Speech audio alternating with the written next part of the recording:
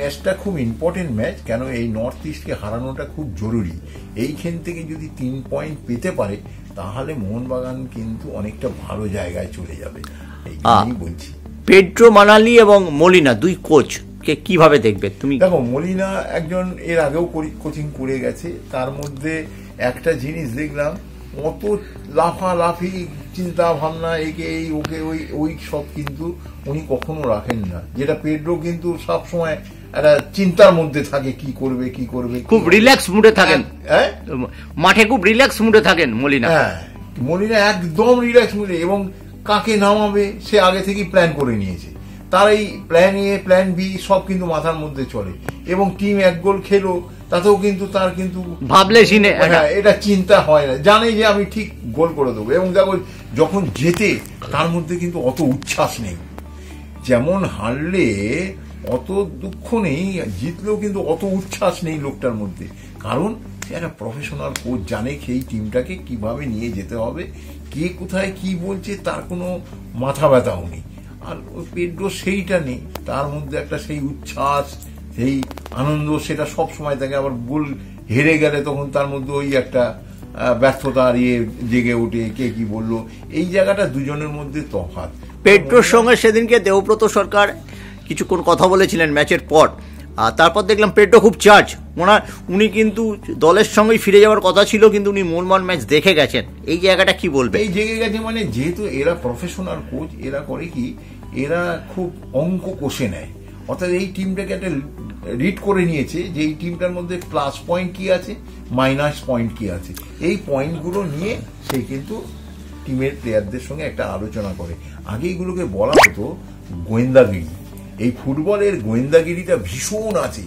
বহু কোচ আছে যারা ক্যামেরাবন্দি করে নেয়, ছোট ছোট ক্যামেরা নিয়ে গিয়ে অপোনেন্টের খেলা দেখে বা প্র্যাকটিস দেখে তারা কিন্তু একদম ফটো সব তুলে নেয়, নিয়ে এবার সেই গোয়েন্দাগিরিগুলো করতে থাকে এবং খবর নেয় কে খেলছে কে খেলছে না, কোন প্লেয়ারের কি আছে, সব খবর কিন্তু ওরা ওখান থেকে নিয়ে এরা দেয়। তো এগুলোই হচ্ছে এই টেন্ডেন্সিটা তোমাদের খেলোয়াড়ি জীবনে কোন কোচের মধ্যে? আমাদের এইটা ছিল না, কারণ আমাদের মধ্যে কেন ছিল না, তখন অতটা মানে প্রফেশনালিজম ব্যাপারটা ছিল না। কিন্তু আমি দেখেছি যে এইগুলো কিন্তু এখন কোচের আগের এইগুলো, সুভাষ ভৌমিক এটা বোধহয় শুরু করেছিলেন ময়দানে, এটা অতটা না, সামান্য একটু এক্সটেন্ড ও কিছু করেছিল। কিন্তু এই গোয়েন্দাগিরিটা কোচেদের মুখে খুব প্রয়োজন আছে, তার কারণ তারা খবরটা নেওয়া দরকার।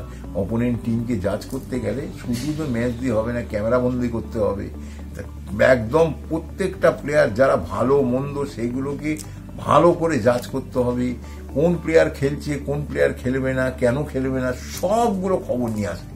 এইগুলো নিয়ে তবেই তার নিজের টিমটাকে, এই জিনিসটা কিন্তু প্রফেশনালে ভীষণ ভাবে আছে। যার জন্য দেখবে কোনো প্লেয়ার, কোনো কোচ যখন নিজে প্র্যাকটিস করায়, কোনো মানুষকে ভিতরে ঢুকতে দেয় না।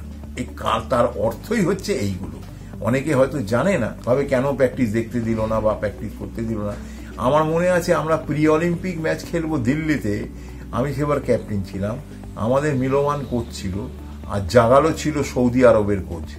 এবার ওই মারিও জাগালো ব্রাজিলে, হ্যাঁ, আমরা প্র্যাকটিস করতে গেছিলাম। তারপরে এই জাগালো যখন এলো তখন আমাদের বার করে দিল মাঠ থেকে, একদম দূর করে বার করে দিল, মাঠের বাইরে কাউকে রাখবে 85। হ্যাঁ, এবং এই জায়গায় আমাদের কোচ চিরিচ মিলোমান খুব রেগে গেছিলেন, মানে এত রেগে গেছিলেন যে আমারই ও ছাত্র ছিল, আজকে এরকম করে দিল। উনি মেনে নিতে পারেননি, কিন্তু মেনে নেননি ঠিকই, আলটিমেট কেন, তার কারণ উনি যে কোচিংটা ওখানে প্র্যাকটিস করাবেন সেটা কাউকে দেখতে দেবেন না।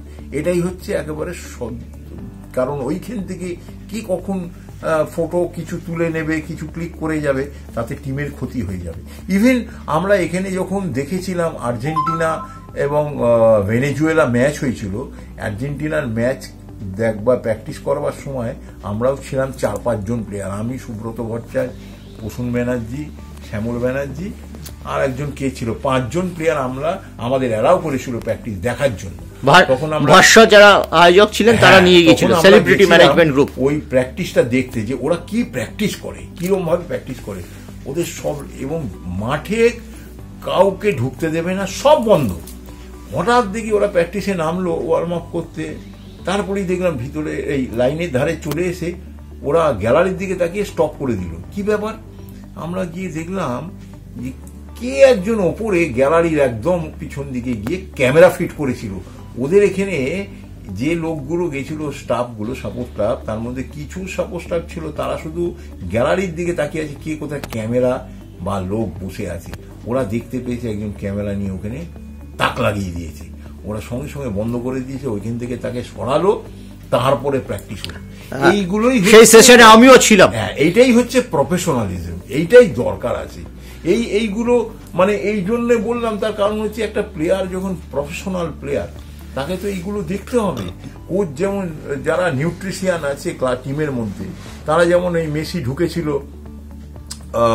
ডাইনিং কিচেনে, যে একটা ওই কি খাবে বলে, কিন্তু বার করে দিয়েছিল, অ্যালাউ করে দিয়ে, কারণ এখানে চলবে না, যা ঠিক করা আছে যে মেনু ওইটাই খেতে হবে, এর বাইরে দেবে না, ইচ্ছে হয়। এইটাই হচ্ছে প্রফেশনালিজম ব্যাপার।